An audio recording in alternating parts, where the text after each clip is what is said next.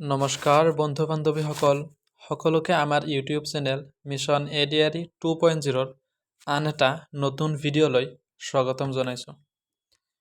বন্ধু বান্ধৱীসকল, লাষ্ট ক্লাছত আমি অসমৰ ইতিহাসৰ বিষয়ে অলপ আলোচনা কৰিছিলোঁ। তাতে আমি আলোচনা কৰিছিলোঁ প্ৰাগজ্যোতিষৰ বিষয়ে অলপ আলোচনা কৰিছিলোঁ, কামৰূপৰ বিষয়েও আলোচনা কৰিছিলোঁ, দানৱ বংশ আলোচনা কৰিছিলোঁ আৰু ভৌম বংশ আলোচনা কৰিছিলোঁ। আজিও আমি কেইটামান বংশৰ বিষয়ে আলোচনা কৰিম। যিহেতু কৰ্মব্যস্ততাৰ কাৰণে প্ৰায় 5-6 দিন ধৰি আপোনালোকলৈ কোনো ভিডিঅ' আপলোড দিব পৰা নাই। আজি অলপ সময় উলিয়াই সৰুকৈ হ'লেও এটা ভিডিঅ' আপলোড দিবলৈ যত্ন কৰিছোঁ। তো আহক কথা নাপাতি আমাৰ ভিডিঅ'টো আৰম্ভ কৰোঁ।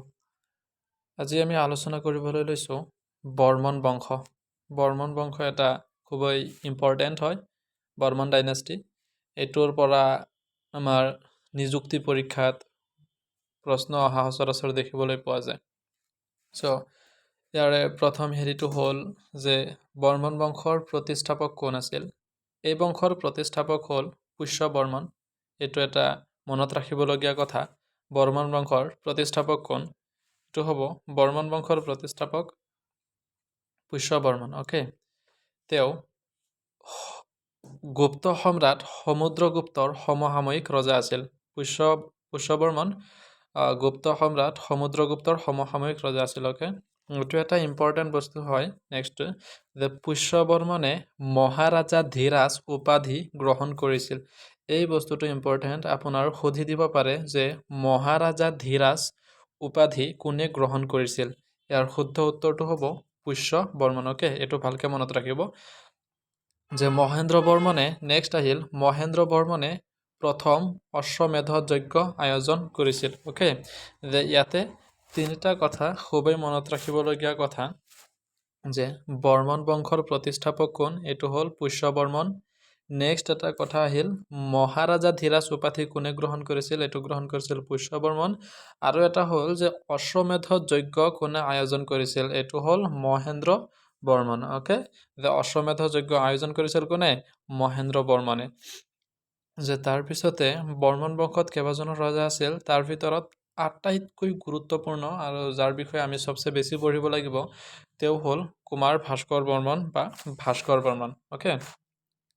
যে তেওঁ বৰ্মন বংশৰ শেষ আৰু শ্ৰেষ্ঠ ৰজা আছিল। ভাস্কৰ বৰ্মন কি আছিল? বৰ্মন বংশৰ শেষ আৰু শ্ৰেষ্ঠ ৰজা আছিল। ভাস্কৰ বৰ্মনৰ পিতৃৰ নাম আছিল সুস্থিত বৰ্মন আৰু ভাতৃ সুপ্ৰতিষ্ঠিত বৰ্মন। নেক্সট আৰু এটা ইম্পৰ্টেণ্ট কথা হ'ল যে ভাস্কৰ বৰ্মনৰ দিনতে চীনা পৰিব্ৰাজক হিউৱেন চাং অসমলৈ আহিছিল। যে চীনা পৰিব্ৰাজক হিউৱেন চাং অসমলৈ আহিছিল এই কথাটো আমি সকলোৱে জানো। যে এইটো আমাৰ প্ৰশ্ন সুধি দিব পাৰে। এইটো এটা ইম্পৰ্টেণ্ট লাইন যে আমাৰ প্ৰশ্ন সুধি দিব পাৰে যে কাৰ দিনত চীনা পৰিব্ৰাজক হিউৱেন চাং অসমলৈ আহিছিল? তেতিয়া আমাৰ শুদ্ধ উত্তৰটো হ'ব ভাস্কৰ বৰ্মন। যে ভাস্কৰ বৰ্মনৰ দিনত চীনা পৰিব্ৰাজক হিউৱেন চাং অসমলৈ আহিছিল। মনত থাকিব নিশ্চয়। নেক্সট যে বৰ্মন বংশৰ ৰাজধানী ক'ত আছিল? ৰাজধানী আছিল প্ৰাগজ্যোতিষপুৰত। যে বৰ্মন বংশৰ লিখা মেলাসমূহ সংস্কৃত আৰু কামৰূপ প্ৰাকৃত ভাষাত লিখা হৈছিল। এইটো অলপ মনত ৰাখিবলগীয়া কথা যে বৰ্মন বংশৰ লিখা মেলাসমূহ কোনটো ভাষাত লিখা হৈছিল? এইটো হ'ব যে কামৰূপ সংস্কৃত আৰু কামৰূপ প্ৰাকৃত ভাষাত লিখা হৈছিল। নেক্সট যে এলাহাবাদ প্ৰশস্তিত, এইটো প্ৰশা হৈ আছে, এইটো হ'ব প্ৰশস্তিত বৰ্মন বংশক তলতীয়া ৰজা বুলি কোৱা হয়। এইটো সমুদ্ৰগুপ্তৰ ৰাজকবি হৰিসেনাই লিখিছিল। ইয়াতে ইম্পৰ্টেণ্ট কোনটো কথাটো হ'ল যে এলাহাবাদ প্ৰশস্তি, এই এলাহাবাদ প্ৰশস্তি কোনে লিখিছিল? এইটো লিখিছিল সমুদ্ৰগুপ্তৰ ৰাজকবি হৰিসেনাই। মনত থাকিব। নেক্সট আহিল আমাৰ যে ধুবি আৰু নিদানপুৰ নামৰ গ্ৰন্থখনত বৰ্মন বংশৰ কথা উল্লেখ আছে। এইটো ভাস্কৰ বৰ্মনৰ দিনত লিখা হৈছিল। নেক্সট আহিল যে হৰ্ষচৰিত নামৰ গ্ৰন্থখনতো বৰ্মন বংশৰ কথা উল্লেখ আছে। যে এই হৰ্ষচৰিত কোনে লিখিছিল? এই হৰ্ষচৰিত লিখিছিল হৰ্ষবৰ্ধনৰ ৰাজকবি বাণভট্ট। বানানটো লিখোঁতে টাইপিং মিষ্টেক হৈ গ'ল। এইটো মই ভালকৈ লিখি দি আছোঁ। এইটো হ'ব এনেকৈ ভট্ট এইটো এনেকৈ হ'ব, স্পেলিংটো তাতে অলপ ভুল হৈ গ'ল। যে এইটো কি হ'ল যে হৰ্ষচৰিত কোনে লিখিছিল? হৰ্ষবৰ্ধনৰ ৰাজকবি বাণ ভট্টই লিখিছিল। অ'কে, তো আমি হিউৱেন চাঙৰ কথা নিশ্চয় শুনিছোঁ যে হিউৱেন চাং ভাৰতলৈ আহিছিল, পিছত আমাৰ অসমলৈ আহিছিল। যে হিউৱেন চাং প্ৰথমতে হিউৱেন চাঙে নালন্দা বিশ্ববিদ্যালয় পৰিভ্ৰমণ কৰিবলৈ আহিছিল। পিছত কি কৰিলে, ভাস্কৰ বৰ্মনে নালন্দা বিশ্ববিদ্যালয়ৰ উপাচাৰ্য শিলভদ্ৰক হিউৱেন চাঙক কামৰূপলৈ পঠাই দিবলৈ অনুৰোধ জনাইছিল। ভাস্কৰ বৰ্মনে সেই সময়ৰ নালন্দা বিশ্ববিদ্যালয়ৰ উপাচাৰ্য শিলভদ্ৰক মানে ৰিকুৱেষ্ট কৰিছিল হিউৱেন চাঙক অসমলৈ পঠাই দিবলৈ, কামৰূপলৈ পঠাই দিবলৈ। পিছত ভাস্কৰ বৰ্মনৰ অনুৰোধ ৰক্ষা কৰি হিউৱেন চাঙে 643 খ্ৰীষ্টাব্দত কৰতোৱা নদী পাৰ হৈ কামৰূপলৈ আহিছিল। অ'কে, মনত ৰাখিব, এইটো এটা ইম্পৰ্টেণ্ট বস্তু হয় যে মনত ৰাখিবলগীয়া, যে হিউৱেন চাং কেতিয়া কামৰূপলৈ বা অসমলৈ আহিছিল। এইটো হ'ব 643 খ্ৰীষ্টাব্দত কৰতোৱা নদী পাৰ হৈ। অ'কে, তেওঁৰ বিখ্যাত গ্ৰন্থ চি ইউকিত কামৰূপক 1700 মাইল আৰু কঁঠাল আৰু নাৰিকলৰ দেশ বুলি লিখিছিল। এইটো বহুতেই ইম্পৰ্টেণ্ট হয় যে হিউৱেন চাঙে তেওঁৰ বিখ্যাত গ্ৰন্থ চি ইউকিত অসমৰ বিষয়ে কেনেকৈ লিখিছিল।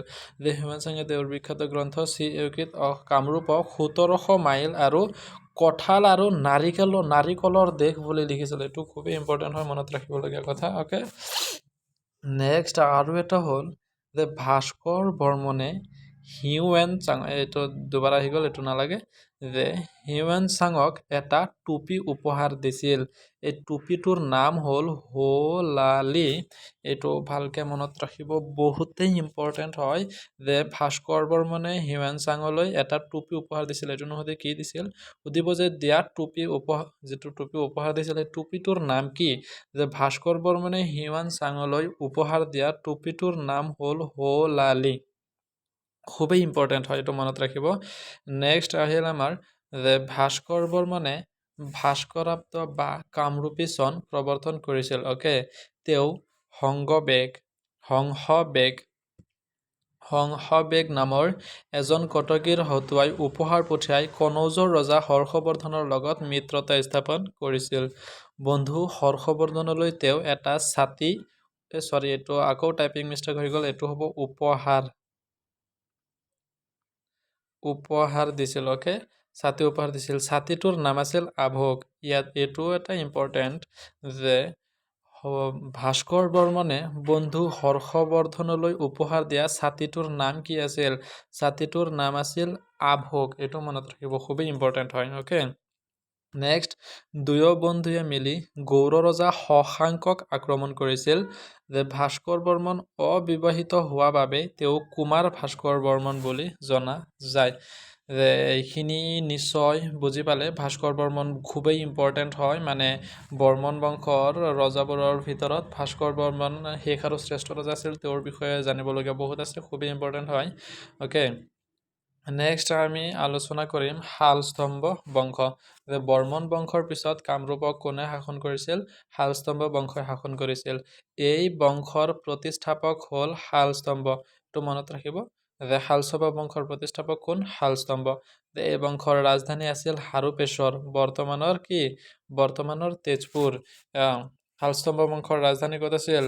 হাৰুপেশ্বৰত আছিল। হাৰুপেশ্বৰ, বৰ্তমানৰ এইটো কি? তেজপুৰ। অ'কে, ৰত্নপালৰ বৰগাঁও কপাৰ প্লেটত শালস্তম্ভ বংশৰ কথা উল্লেখ আছে। এইটো মনত ৰাখিব যে ৰত্নপালৰ বৰগাঁও কপাৰ প্লেটত শালস্তম্ভ বংশৰ কথা উল্লেখ আছে। এই ৰত্নপালৰ বিষয়ে মানে আমি অলপ পিছত আলোচনা কৰিম, সেইটো মনত ৰাখি থওক। যে শালস্তম্ভ বংশৰ মানুহে হেতুকাচুলিন, এইটো হ'ল শিৱৰ আন এটা নামৰ দেৱতাক পূজা কৰিছিল। অ'কে, শালস্তম্ভ মানে হ'ল শাল খুঁটাৰ দৰে শক্তিশালী।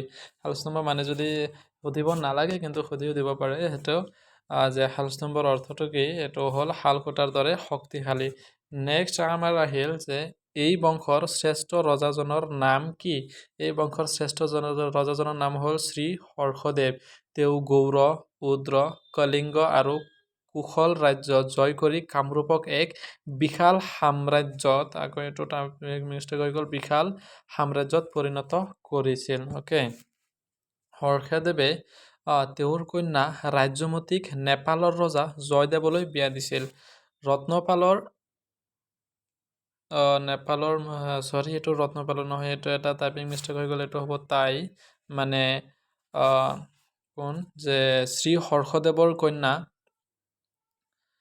ৰাজ্যমতী নেপালৰ মহাৰাণী হয়, এইটো ৰত্নপালৰ নহয়, এইটো হ'ব ৰাজ্যমতী নেপালৰ মহাৰাণী হৈ পশুপতিনাথ মন্দিৰ নিৰ্মাণ কৰাইছিল। অ'কে, তাই নেপালৰ মহাৰাণী হৈ কি কৰিছিল? পশুপতিনাথ মন্দিৰ নিৰ্মাণ কৰিছিল। এইটো মনত ৰাখিবলগীয়া কথা।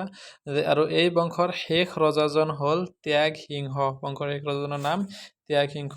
অলপ টাইপিং মিষ্টেক হৈ আছে, মানে PDF বনাওঁতেই তাতকৈ হৈ যায়, ক্ষমা কৰিব। এইটো মানে পৰৱৰ্তী সময়ত শুদ্ধ কৰি বেছিকৈ আৰু ভালকৈ শুদ্ধ কৰি আনিবলৈ যত্ন কৰিম।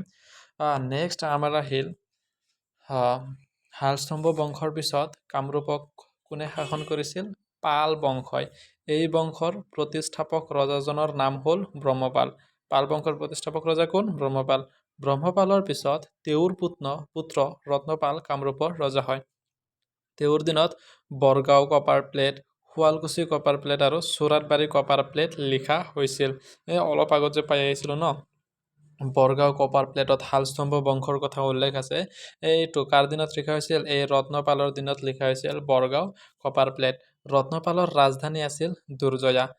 ৰত্নপালৰ পিছত তেওঁৰ আকৌ প্ৰিণ্টিং মিষ্টেক, এইটো হ'ব নাতিয়েক।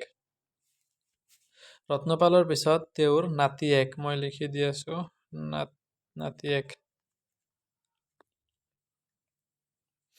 নাতিয়েক ইন্দ্ৰপাল কামৰূপৰ ৰজা হয়। অ'কে, তেওঁৰ দিনত গুৱাহাটী আৰু গুৱাকুচি কপাৰ প্লেট লিখা হৈছিল। এইটো কাৰ দিনত? ইন্দ্ৰপালৰ দিনত গুৱাহাটী আৰু গুৱাকুচি কপাৰ প্লেট লিখা হৈছিল। এইটো অলপ মনত ৰাখিব। নেক্সট, যে তেওঁ ৰাষ্ট্ৰকূটাৰ ৰাজকুমাৰী ৰাজ্যদেৱীক বিয়া কৰাইছিল। কোন? তেওঁ মানে হ'ল ইন্দ্ৰপাল। ইন্দ্ৰপালে ৰাষ্ট্ৰকূটাৰ ৰাজকুমাৰী ৰাজ্যদেৱীক বিয়া কৰাইছিল। ইন্দ্ৰপালৰ পিছত গোপাল মানে কামৰূপৰ ৰজা হয়।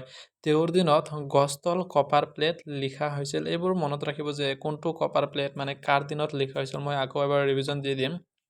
অ'কে, নেক্সট আহিল হৰ্ষপালৰ দিনত বিক্ৰমাদিত্য 6 কামৰূপ ৰাজ্য আক্ৰমণ কৰিছিল। অ'কে, যে ধৰ্মপাল, তাৰ পিছত আৰু এজন ৰজা হ'ল পাল বংশৰ যে ধৰ্মপালে তেওঁৰ ৰাজধানী কামৰূপ নগৰলৈ স্থানান্তৰ কৰিছিল, বৰ্তমানৰ উত্তৰ গুৱাহাটীলৈ স্থানান্তৰ কৰিছিল।